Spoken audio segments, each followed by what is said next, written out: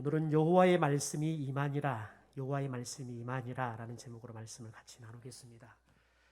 오늘 우리가 함께 보게 될 이 요나서는 요나라는 사람이 물고기 뱃속에 들어갔다가 다시 살아서 나오는 이야기가 등장을 합니다.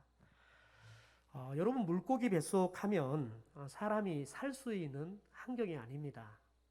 상어의 밥이 되거나 그런 큰 물고기에 먹히게 되어지면 대부분 다 죽죠. 그래서 요나도 이 물고기 뱃속을 죽음의 장소라고 이야기를 해요. 그래서 요나서 2장 2절에 보면 요나가 이 물고기 뱃속을 수월의 뱃속이다라고 표현을 합니다. 음부의, 지옥의, 죽음의 뱃속이다 이렇게 표현을 하는 거지요. 그런데 요나가 이 죽음의, 음부의 뱃속이었던 물고기 뱃속에 들어갔는데 죽지 않고 다시 살아서 나오는 거예요. 여러분, 그런데 이런 놀라운 기적 같은 이야기가 뭘로 시작이 되냐면 요나에게 하나님의 말씀이 임하시면서 이 요나서가 시작이 되어집니다. 우리 1절의 말씀을 함께 읽겠습니다. 여호와의 말씀이 아미떼의 아들 요나에게 임하니라. 여러분, 여기서 기억하고 집중해야 할 게 있습니다. 하나님의 말씀이 누구에게 임했다고요? 요나에게 임했다고요. 이스라엘 백성들에게 공통적으로 임한 게 아니라 요나라는 한 사람에게 개인적으로 임했다는 겁니다. 하나님의 말씀은 우리가 교회적으로 함께 임하기도 하지만 하나님의 말씀은 각 사람 가운데 임합니다. 그런데 여러분은 하나님의 말씀이 우리 가운데 임한다, 이것은 축복 중에 축복입니다. 왜냐하면 하나님께서는 거룩하신 분이십니다. 그런데 우리 인간은 죽을 수밖에 없는 죄인입니다. 그래서 감히 죄인인 우리가 하나님을 대면해서 그분의 말씀을 직접 들을 수도 없고 그분께 우리가 직접 말할 수도 없습니다. 그럼에도 불구하고 여러분, 우리가 하나님의 말씀을 들을 수 있다, 그것은 우리에게 축복이라는 거죠. 특별히 전도서 5장 2절에 보면 이렇게 전도서 기자는 이렇게 말합니다. 너는 하나님 앞에서 함부로 입을 열지 말며 급한 마음으로 말을 내지 말라. 하나님은 하늘에 계시고 너는 땅에 있음이니라 라고 이야기해요. 하나님과 우리가 있는 장소가 다르다는 거예요. 하나님은 하늘에 계셔서 감히 우리가 하나님 앞에 나아갈 수도 없고 말할 수도 없는 그런 관계라는 거지요. 여러분, 그런데 죄인인 우리에게 하나님의 말씀이 임한다는 것, 그것은 우리에게 하나님의 기적의 사건이 시작이 된다는 것을 말을 합니다. 하나님께서 우리에게 임하셔서 말씀하시는 순간 죄로 인해서 죽어버렸던, 더 나아가서는 죄로 인해서 하나님과 단절되어 버렸던 우리의 관계가, 하나님과의 관계가 다시 연결되고 하나님과의 관계가 회복이 된다는 겁니다. 또한 우리들이 죄 때문에 죄와 허물로 죽어버렸습니다. 앞으로 죽을 것이 아니라 성경은 이미 우리는 죄와 허물로 죽었다라고 이야기를 해요. 그런데 하나님의 말씀이 우리에게 임하기 시작하면 하나님께서 그 말씀을 통해서 이미 죽어버렸던 우리들을 살리시는 거예요. 그래서 하나님의 말씀이 임하는 것, 하나님의 말씀이 내게 임하는 것은 우리에게 축복 중에 축복이라고 말하는 거지요. 성도 여러분, 이 시간 요나에게 임한 하나님의 말씀이 저와 여러분에게 각각 임할 수 있게 되기를 주님의 이름으로 축원합니다. 말씀이 임할 때 여러분에게 기적의 역사가 시작될 줄 믿습니다. 우리에게 하나님의 말씀이 임하면 새로운 인생이 시작이 되고 더 나아가서 우리의 꿈, 하나님의 꿈이 이루어집니다. 모세가 호렙산 떨기나무 불꽃 가운데서 하나님의 말씀이 임하는 것을 경험하지요. 그런데 여러분, 모세가 이 호렙산 떨기나무 불꽃 가운데 임하시는 이 하나님, 그리고 하나님의 말씀을 듣기 이전에 그의 삶은 태어나서 40년은 애굽의 왕궁에서 바로의 딸이었던, 바로의 공주였던 이 공주의 아들로 그가 왕궁에서 화려하게 생활을 합니다. 그리고 그 이후에 40년은 미디안 광야에서 목자가 되어서 초라하게 자신의 장인의 처가살이를 하면서 장인의 양들을 치는 목자의 인생을 초라하게 40년을 삽니다. 또한 80년 동안 모세에게는 하나님의 말씀이 임한 적이 없습니다. 하나님의 말씀을 들은 적이 없어요. 그런데 그가 나이 40에 자신의 동족 이스라엘 백성들이 고난을 당하는 걸 봐요. 그러면서 그 마음에 어떤 소원이 생기냐면 자신의 동족이었던 이스라엘 백성들을 지켜주고 싶은 거예요. 보호해주고 싶은 거죠. 그래서 그가 애굽의 바로 공주의 왕자라는 이 백그라운드를 가지고 힘을 가지고 동족들을 보호하려고 지도자로 자처해서 나갑니다. 그런데 여러분, 그가 동족을 보호하기는커녕 살인자가 되어서 자신조차도 보호할 수 없는 도망자의 신세가 되고 맙니다. 그런데 여러분, 이런 모세에게 하나님의 말씀이 임하니까 하나님께서 모세를 들어서 그가 40에 자신의 동족들을 보호하고 싶은 그 꿈을 이루는 새로운 인생의 시작이 되어지는 거예요. 지금까지는 40년 동안 미디안 광야에서 양들과 더불어 살아가면서 양을 먹이고 양을 지켜주고 양의 털을 깎아주는 목자의 인생을 살았다 그러면 하나님의 말씀이 임하니까 이제부터는 모세가 목자의 인생이 아니라 이스라엘 백성들을 해방시켜주고 그들을 보호하고 그들을 인도하는 이스라엘의 영적 지도자의 새로운 삶을 시작한다는 거예요. 그것은 모세의 꿈이자 하나님께서 이스라엘 백성들을 향해서 품고 계셨던 꿈이셨습니다. 그런데 여러분, 모세의 꿈도 하나님의 꿈도 모세에게 하나님의 말씀이 임할 때 이 꿈들이 이루어지는 역사가 시작이 됐다는 거지요. 사랑하는 성도 여러분, 저는 우리 성도들이 나이를 먹으면 먹을수록, 그래서 하나님의 나라에 가면 갈수록 가까워질수록 저와 여러분이 세상 사람들은 꿈이 사라져가요. 유일한 꿈이라는 것은 뭐냐면 건강하게 살다가 잘 죽는 것, 그게 꿈이지요. 그러나 여러분, 성령이 우리 가운데 임하셔서 하나님의 말씀이 우리 가운데 임하기 시작하면 우리가 꿈꾸는 세대가 될 줄 믿습니다. 우리의 몸은 노쇠여서 이 노쇠한 몸을 막을 길은 없지만 우리의 영혼은 성령께서 우리에게 말씀하셔서 그 말씀이 임하는 청년 같은 영혼을 가지고 살아가는 꿈꾸는 성도들이 되기를 주님의 이름으로 축원합니다. 그런데 문제는 뭐냐면 우리에게 임하는 하나님의 말씀에 대해서 우리가 너무 무감각하고 무관심하고 무반응하는 삶을 살고 있다는 겁니다. 우리는 그 어느 시대보다 하나님의 말씀에 대해서 많이 듣고 많이 읽고 많이 묵상할 수 있는 시대를 살고 있습니다. 여러분, 가히 말씀의 홍수 시대다라고 이야기를 해도 누구도 맞지 않다라고 이야기할 수 없을 정도로 우리는 너무너무 다양한, 그리고 너무너무 많은 목회자들을 통해서 또 방법과 또 자료들을 통해서 하나님의 말씀을 들을 수도 있고 읽을 수도 있고 심지어 볼 수도 있는 그런 시대를 살고 있습니다. 그러나 여러분, 이런 시대일수록 말씀을 들으면서 하나님의 말씀 때문에 그 말씀을 들으면서 우리들이 그냥 세상에서 경험할 수 없는 기쁨들을 경험한다든지 아니면 말씀을 들으면서 우리의 마음이 찔려서 괴로움을 당한다든지, 여러분, 이런 감동들이 우리에게는 별로 없다는 겁니다. 우리가 설교를 들으면서 아멘 합니다. 그런데 아멘하고 난 이후에 그 말씀에 대해서 더 이상 어떤 반응도 고민도 하지 않습니다. 그냥 무심하게 말씀을 흘려보내고 살아가는 거지요. 여러분, 지난주에 여러분 어떤 말씀을 들었습니까? 하나님이 지난 주일 여러분에게 어떤 말씀을 들려주셨습니까? 또한 그 말씀을 듣고 난 지난 일주일의 삶 가운데 그 말씀에 대해서 여러분은 어떤 생각을 했고 그 말씀대로 살기 위해서 여러분은 어떤 반응을 보이며 사셨냐는 거예요.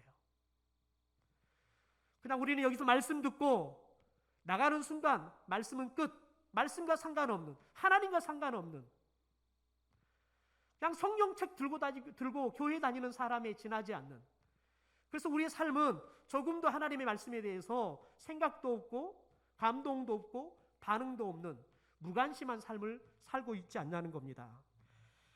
여러분, 우리에게 임하는 하나님의 말씀은 우리의 영혼 속에, 우리의 삶 속에 뚫고 들어와야 됩니다. 왜냐하면 하나님의 말씀은 살아있습니다. 하나님의 말씀은 운동력이 있습니다. 그래서 날선 어떤 검보다 예리합니다. 그래서 우리의 생각과 여러분, 우리의 골수와 더 나아가서 우리의 뼈 마디마디들을 찔러서 쪼개는 역사가 일어나는 거지요. 우리의 생각, 우리의 마음, 여러분, 우리의 뜻들을 우리가 말씀을 들을 때 냉철하게 감찰하시는 하나님을 통해서 우리 마음속에 품고 있는 것이 하나님의 뜻에 합당한지 아니면 하나님의 뜻에 어긋난 제 마음을 품고 있는지 말씀을 들을 때 그것들이 깨달아져야 돼요.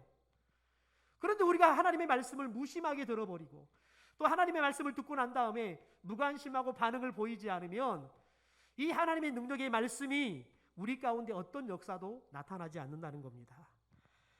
말씀은 듣는 우리가 하나님 앞에서 그러면 어떤 변화도 경험하지 않습니다. 여러분 놀랍지 않습니까? 하나님의 말씀을 들으면 사람들이 뒤집어집니다. 변합니다. 그런데 우리는 매일마다 매주마다 말씀을 들어요. 그런데 우리에게는 어떤 변화도 일어나지 않는 기적 같은 일들이 계속되고 있다는 거예요. 하나님의 말씀을 들으면 우리는 변하는 것이 기적이에요. 그런데 여러분 성경은 그건 기적이라 말하지 않아요. 상식이에요. 그런데 우리는 하나님 말씀을 들어도 조금도 변하지 않는 기적이 일어나고 있다는 거예요. 그런데 우리는 기적이 일어나고 있는데 이것에 대해서 전혀 감각이 없다는 거예요.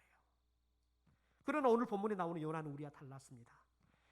요나에게 임하는 하나님 말씀을 들어보십시오. 2절입니다.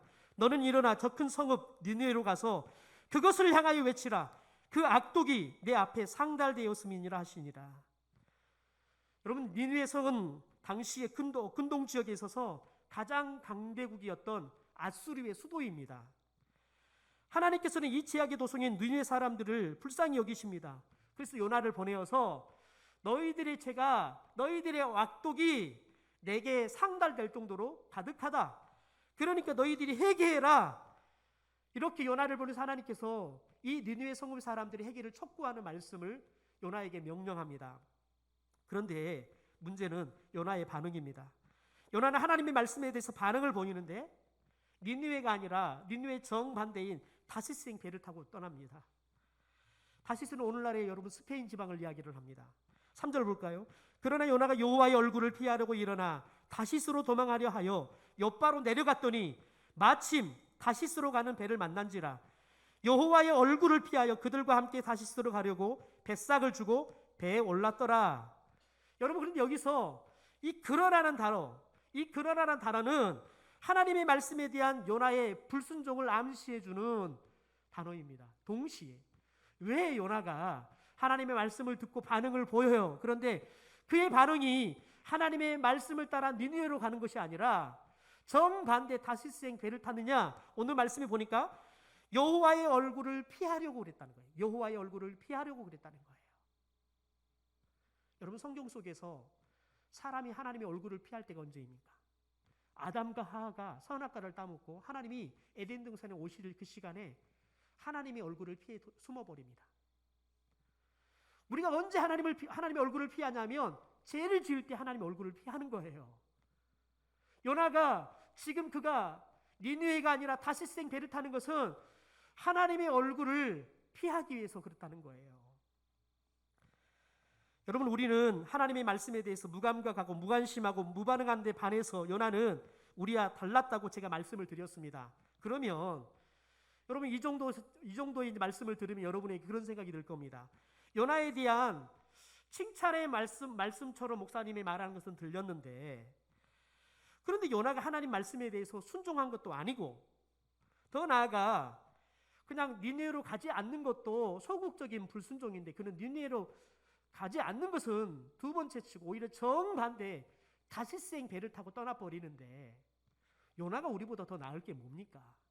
이렇게 질문할 수 있습니다. 여러분 그런데 요나는 분명 하나님께 불순종했습니다. 그럼에도 불구하고 요나가 우리보다 훌륭하다고 말씀드리는 이유는 뭐냐면 요나는 적어도 하나님의 말씀에 대해서 무관심하지 않았다는 거예요. 무반응하지 않았다는 거예요. 하나님을 무시하지 않았다는 거예요. 그런데 우리의 모습은 어떻습니까? 우리는 하나님 말씀을 듣습니다. 그런데 그 말씀 때문에 기쁨도 때로는 거룩한 부담감도 느끼지 못합니다. 대부분의 사람들은 하나님 말씀을 듣는 것으로 끝이 납니다. 때로는 하나님의 진노의 말씀을 들어요. 그런데 너무 태평스러워요. 하나님의 진노의 말씀을 들으면 여러분 저와 여러분이 밤잠을 잘 수 없고 여러분 고뇌하면서 하나님 앞에 통회하며 회개 기도를 해야 되는 거예요. 그런데 진노의 말씀을 듣는데도 불구하고 너무 마음 편안하다는 거예요. 때로는 여러분 우리들이 하나님께서 말씀하시는 이야기를 듣고 우리가 위로를 받아야 돼요. 힘도 얻어야 돼요. 그런데 하나님의 사랑의 메시지를 듣지만 용서의 메시지를 듣지만 조금도 사랑이 느껴지지 않아요. 용서에 대한 마음이 들질 않아요. 왜요? 왜 이런 일들이 생길까요? 여러분, 하나님에 대한 믿음이 없기 때문에 그렇습니다. 두 번째, 하나님의 말씀이 말씀한 대로 이루어진다는 믿음이 없기 때문에 그렇습니다. 그러나 요나는 하나님이 살아계심을 믿었습니다. 하나님 말씀이 반드시 이루어진다는 것을 믿었습니다. 그래서 요나가 다시스행 배를 타고 도망을 하는 겁니다. 요나서 4장 2절에 요나의 기도를 보면 이것을 우리가 생생하게 알 수 있습니다. 제가 현도인 성경으로 읽어드리겠습니다. 여호와께 이렇게 기도하였다. 여호와여, 내가 고국에 있을 때 주께서 이렇게 하실 것이라고 내가 말하지 않았습니까? 그래서 내가 급히 다시스로 도망하였습니다. 나는 주께서 은혜롭고 자비로우시며 쉽게 노하지 않으시고 언제나 사랑이 풍성하셔서 뜻을 돌이키시고 재앙을 내리지 않으시는 하나님인 것을 알았습니다. 요나는 여러분, 하나님의 말씀이 임할 때 하나님이 살아계신다는 걸 믿었어요.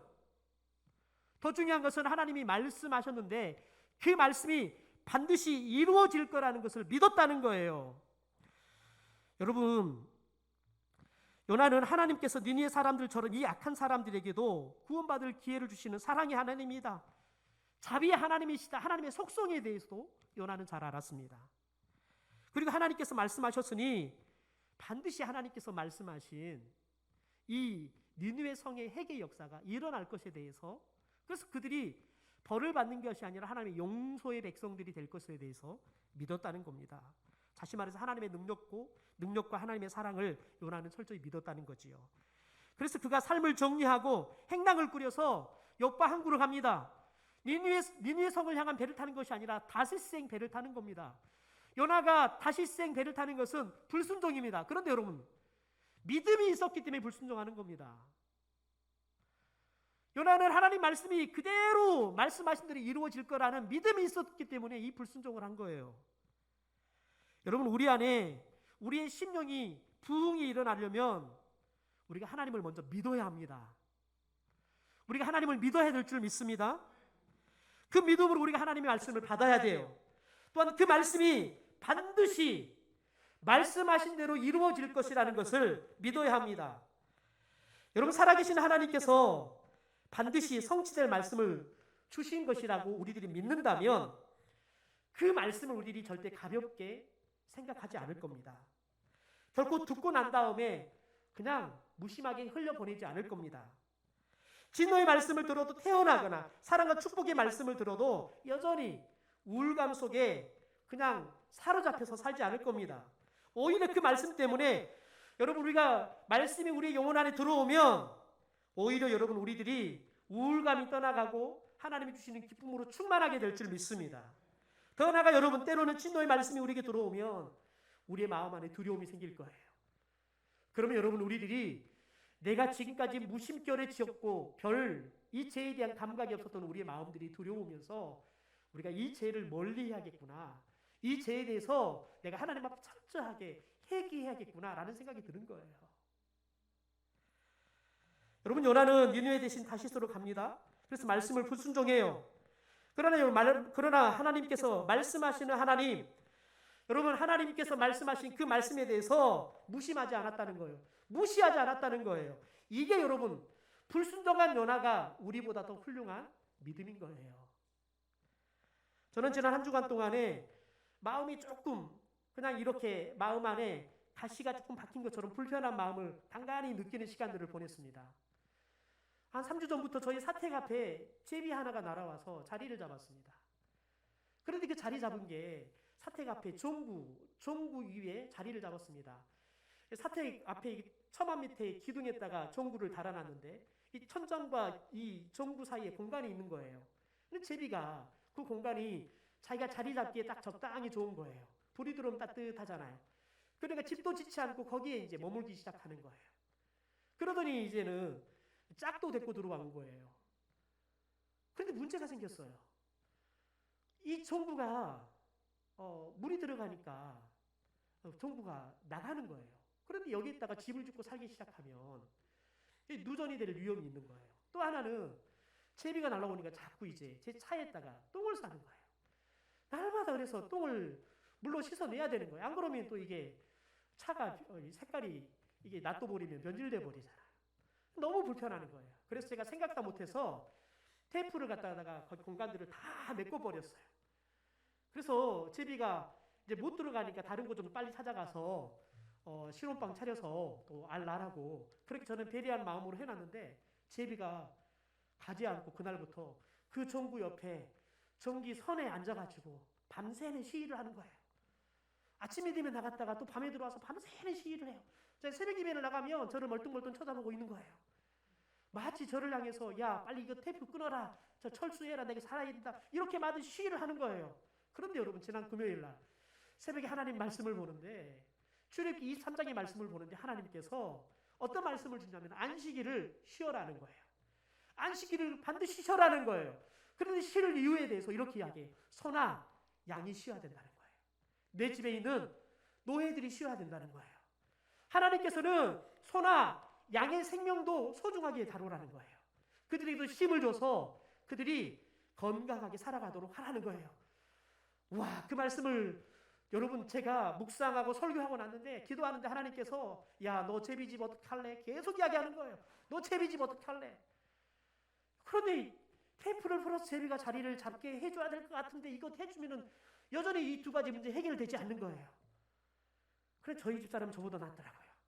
저희 집 사람이 깨를 냈어요. 스튜디오 박스를 갖다가 옆에다가 자리를 마련해 줬어요. 그래서 제가 그랬어요. 아이고 헌일에 제비는 안 들어가. 그런데 진짜 안 들어갔어요. 그래서 어쩔 수 없이 다시 떼냈어요. 아직까지 해결을 못하고 있어요. 저를 위해 기도해 주십시오. 우리 집의 제비의 문제를 잘 해결할 수 있도록 기도해 주십시오.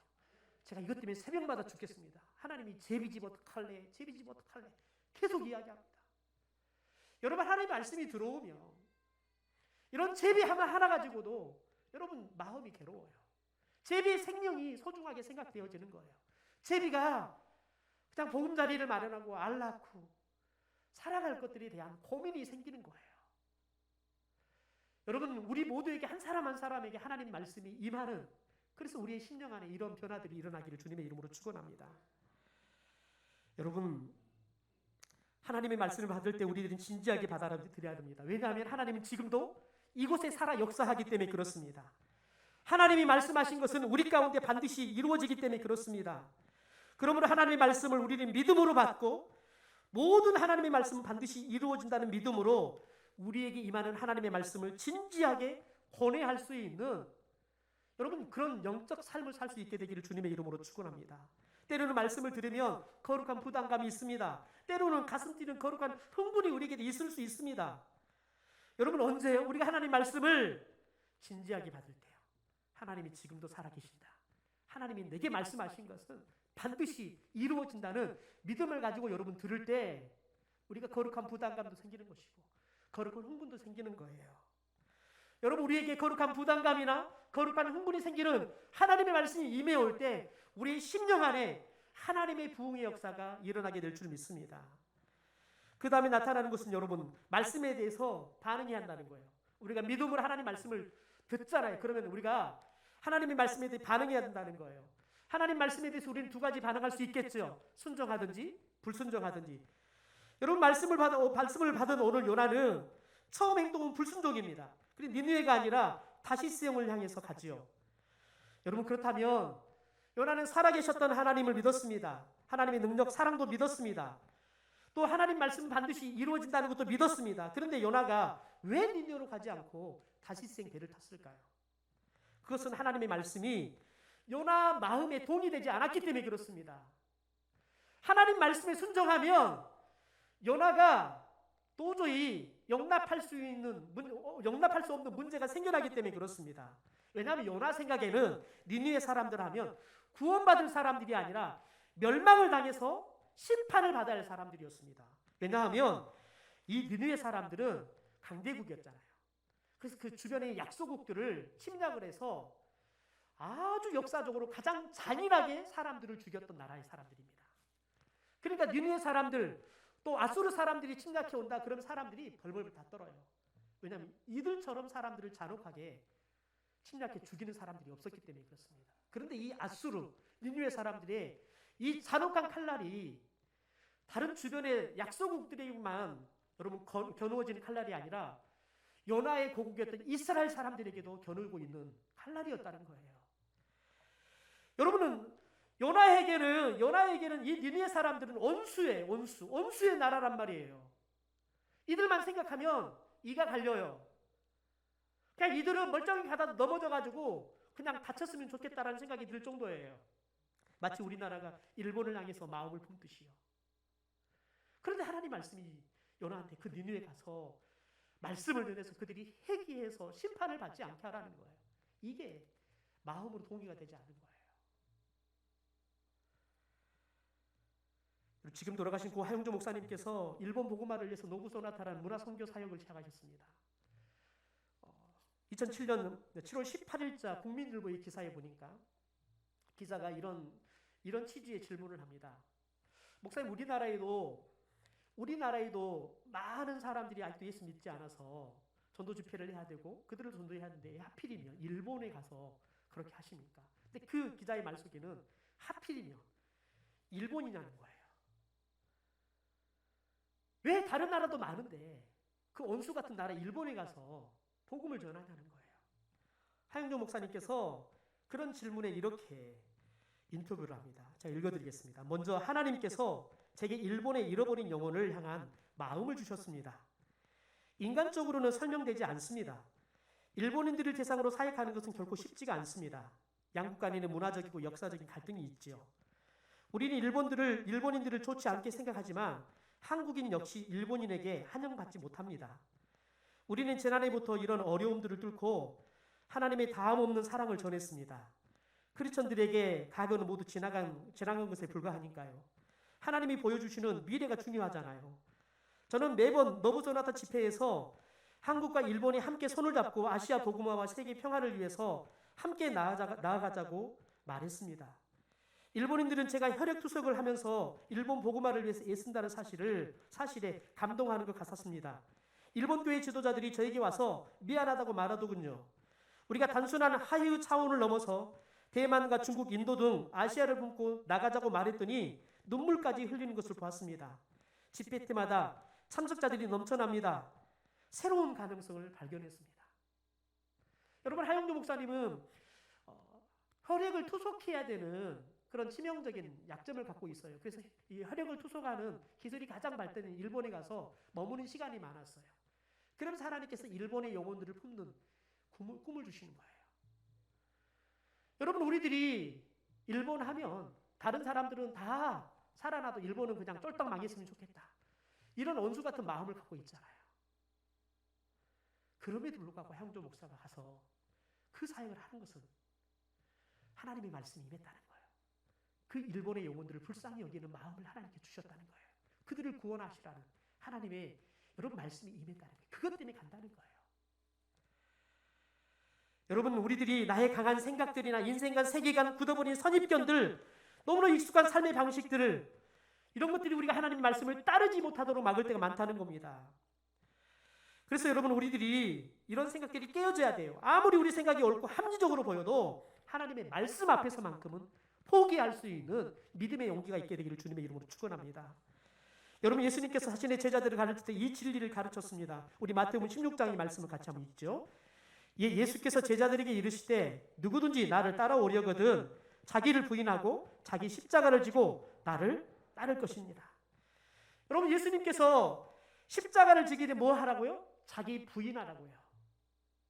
자신의 생각, 자신의 감정, 자신의 가치관, 자신의 방법, 이걸 부인하라고요. 이게 안 되면 우리가 하나님의 말씀을 따라서 순종이 되지 않는 거예요. 저는 우리 성도들이 하나님의 말씀이라 그러면 무조건 덮어놓고 순종할 수 있는 믿음이 있게 되기를 소망합니다.